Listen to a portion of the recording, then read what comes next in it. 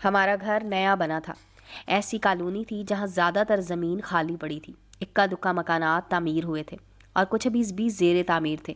نئی آبادی میں کیونکہ بے شمار پلاٹ خالی پڑے ہوئے تھے، لہٰذا ایک ویران خطہ زمین پر کچھ خانہ بدوشوں نے جھونپڑیاں ڈال رکھی تھی۔ یہ بھی عجیب لوگ تھے۔ مرد سارا دن بیکار رہتے یا پھر تاش وغیرہ کھیلنے میں مشغول رہتے اور فارغ اوقات میں سوئے رہتے۔ ان میں سے بیشتر کا مشغلہ مرغ یا پھر کتے پالنا تھا۔ عورتیں گھریلو کام کاج کے علاوہ محنت مزدوری بھی کرتی تھی۔ ان کے ذمے معاشی حالات کو درست رکھنا اور اپنے گھر والوں کا پیٹ پالنا تھا۔ ان میں سے کئی بھیک مانگ کر بھی گزارا کرتی تھی۔ میرا کمرہ اوپر کی منزل پر تھا اور کمرے کی کھڑکی عین اس طرف کھلتی تھی جہاں خانہ بدوشوں کی جھونپڑیاں تھیں۔ میں جب بھی بور ہوتی تو میں ان کی جھونپڑیوں کا نظارہ کرتی۔ مجھے ان کے روز مرہ کے معاملات اور ان کے رہن سہن کو دیکھنے کا موقع ملا۔ ایک دن ہمارے گیٹ پر کسی نے دستک دی۔ کھڑکی سے جھانکا تو معلوم ہوا کہ سامنے والی جھونپڑی سے ایک نوجوان لڑکی آئی ہے۔ گھر میں کوئی ایسا نہ تھا جو گیٹ کھولتا۔ امی اپنے کمرے میں سو رہی تھی۔ دوپہر کا وقت تھا۔ لڑکی خوبصورت اور جوان تھی۔ میرا جی چاہا اس کو بلا کر باتیں کروں، تبھی تیزی سے سیڑھیاں اتر کر میں گیٹ تک پہنچ گئی۔ کہو کیا بات ہے، کہاں سے آئی ہو؟ اس نے سامنے بنی جھونپڑی کی طرف اشارہ کیا۔ مطلب تھا کہ میں وہاں سے آئی ہوں۔ کیا چاہیے؟ میں نے اگلا سوال کر دیا۔ جی میری ماں کی طبیعت خراب ہے، ان کو بہت تیز بخار ہے۔ آپ کے پاس بخار کی کوئی دوا ہے؟ میں نے سر درد اور بخار کی گولیاں اس کو دے دی اور ہدایت کی کہ شام کو اپنی ماں کو لے کر آنا۔ میرے بھائی ڈاکٹر ہیں، ان کو دکھا کر اور دوا لے جانا۔ وہ مشکور ہو کر چلی گئی۔ رات کو 8 بجے دوبارہ گیٹ بجا۔ آپ کے بھائی جان نے دروازہ کھولا۔ شمع اور اس کی ماں بیمار آئی تھی۔ میں نے بھائی کو بتا دیا، جھونپڑی سے کوئی غریب عورت آئے تو دیکھ لینا، اور وہ بیچاری بیمار بھی ہے۔ بھائی نے ان کو اندر بلا لیا اور گراج میں پڑی چارپائی پر بیٹھنے کو کہا۔ نبض وغیرہ دیکھ کر دوا دے دی اور سمجھا دیا کہ اگر اس طرح سے آرام نہ آیا تو دوبارہ آنا، میں ٹیسٹ کروا دوں گا۔ اس طرح شمع سے میری واقفیت ہو گئی۔ اس کی ماں تو بھائی کی دوا سے ٹھیک ہو گئی تھی، مگر شمع اب ہفتے میں 2-3 بار آنے لگی۔ وہ کبھی برف لینے آتی اور کبھی کہتی گھر میں آٹا اور سبزی نہیں۔ تب والدہ بچا ہوا کھانا اسے دے دیا کرتی تھی۔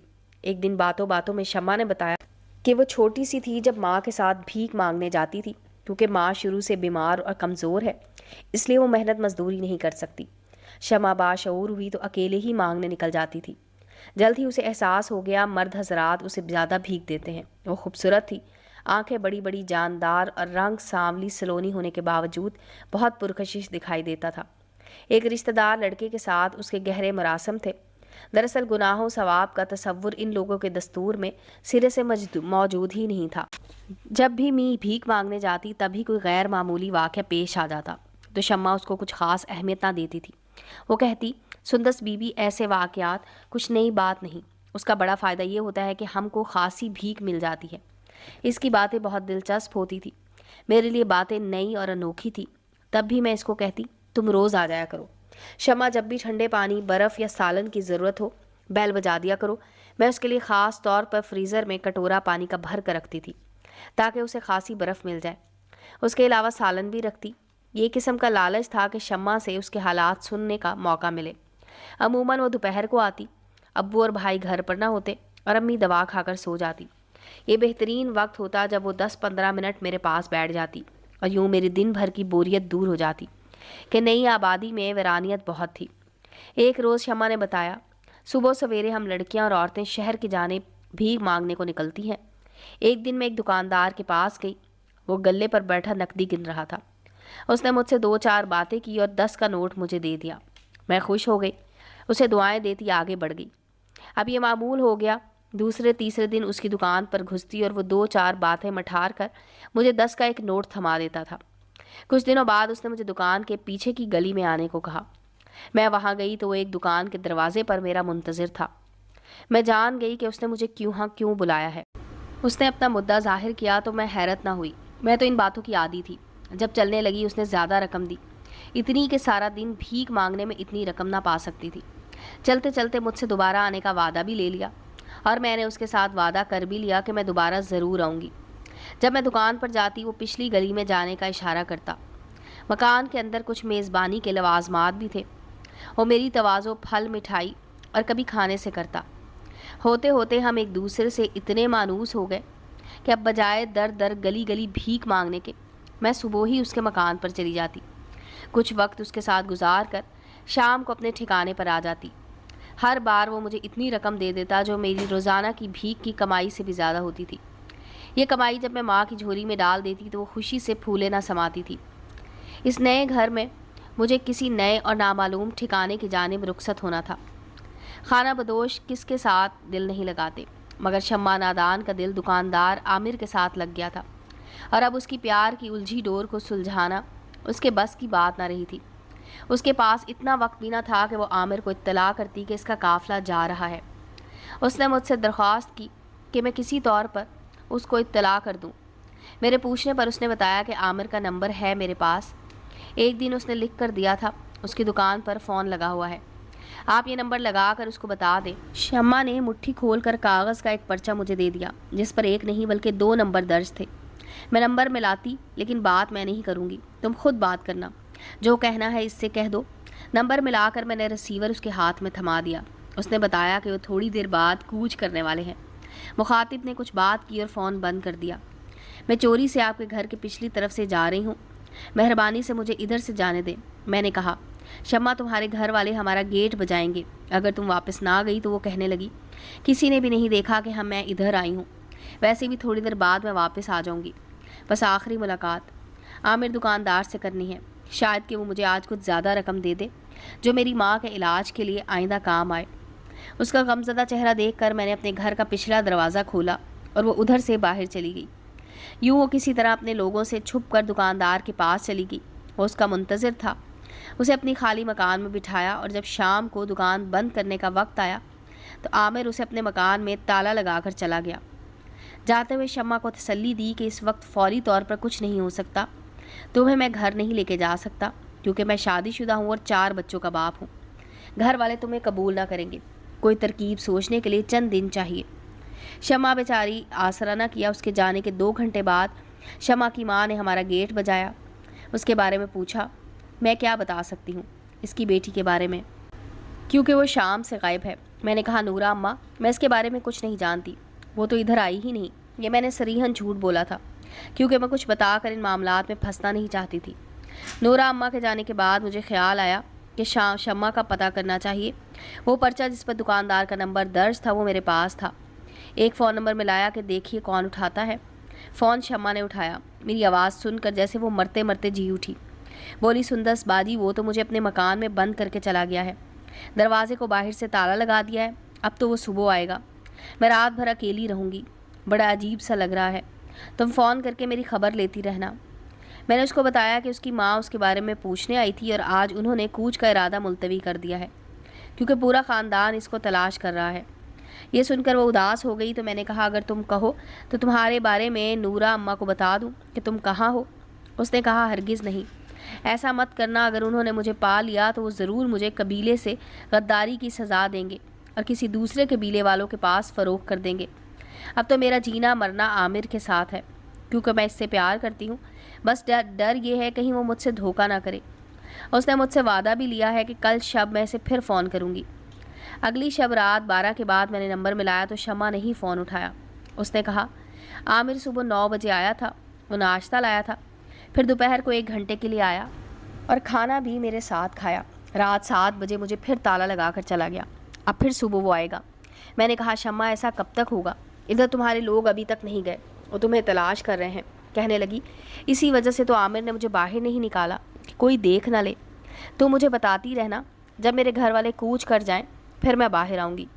1 ہفتے کی تلاش کے بعد خانہ بدوش چلے گئے تو میں نے شمع کو فون کر کے بتا دیا کہ اب وہ لوگ جا چکے ہیں، ان لوگوں نے تمہیں بہت ڈھونڈا، آخر مایوس ہو کر وہ چلے گئے، اب تم باہر آ سکتی ہو۔ 1 ہفتہ اور اسی طرح گزر گیا، وہ قید میں تھی۔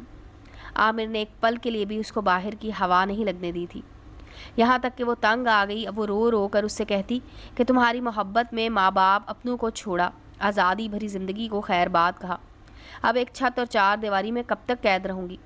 میں آزاد فضاؤں میں جنم لینے والی آزاد پنچھی ہوں۔ ہم چھت تلے نہیں رہتے کیونکہ ہم کو چھتوں سے ڈر آتا ہے، ہم مکانوں میں ٹھکانہ کرتے ہیں اور نہ مکان بناتے ہیں، ہم خانہ بدوشوں کی زندگی راز ہے۔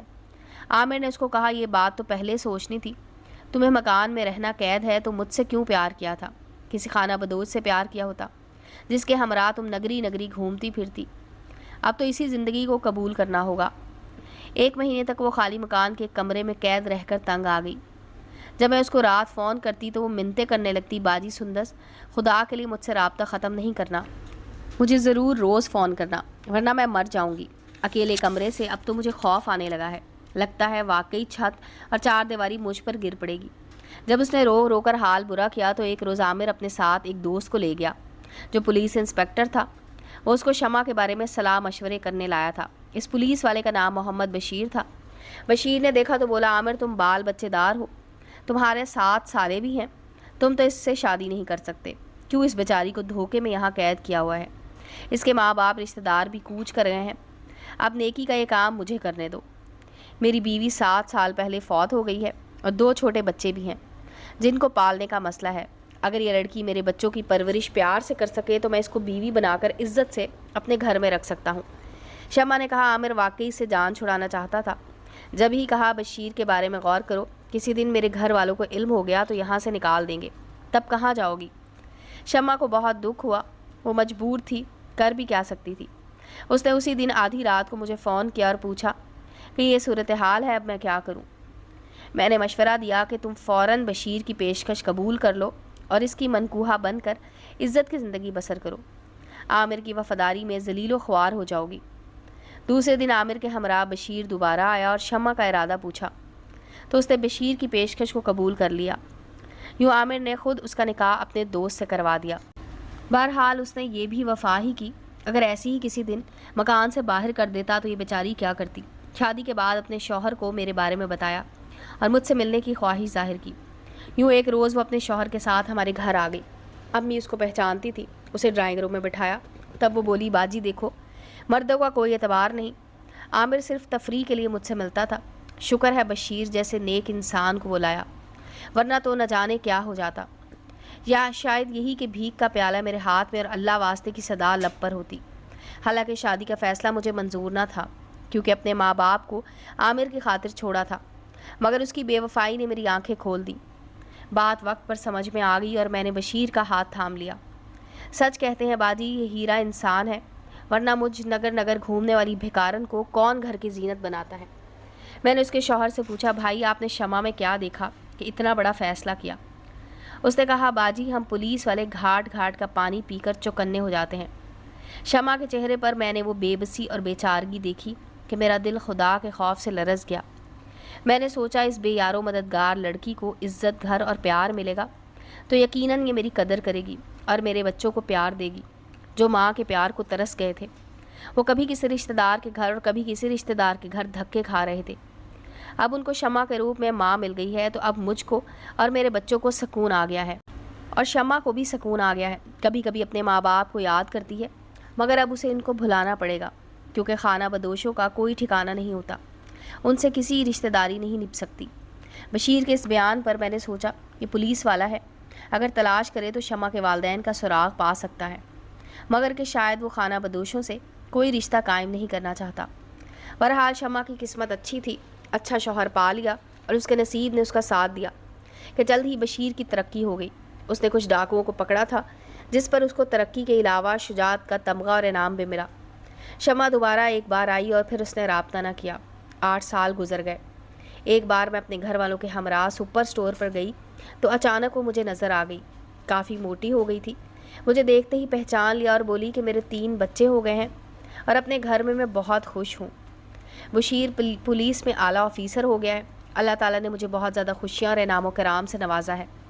زندگی میں کسی شے کی کوئی کمی نہیں ہے، البتہ کبھی کبھی اب بھی ماں باپ کی یاد آتی ہے تو میں اداس ہو جاتی ہوں۔ شمع اب ایک سلجھی ہوئی خاتون تھی، وہ پہلے سے زیادہ خوبصورت ہو گئی تھی۔ میں بعد میں سوچنے لگی کہ لوگ پولیس والوں کو برا بھلا کہتے ہیں، مگر اس محکمے میں بشیر جیسے نیک دل لوگ بھی موجود ہیں۔ اگر یہ شخص شمع جیسی لاوارث عورت کو سہارا نہ بنتا تو یہ بیچاری کہاں جاتی۔ امید ہے دوستو سٹوری اچھی لگی ہوگی، چینل کو لائک اور سبسکرائب کریں اور بیل آئیکن کا بٹن دبانا مت بھولیں تاکہ ہر نئے آنے والی سٹوری کا نوٹیفیکیشن آپ کو مل سکے۔ ملتے ہیں اگلی سٹوری کے ساتھ۔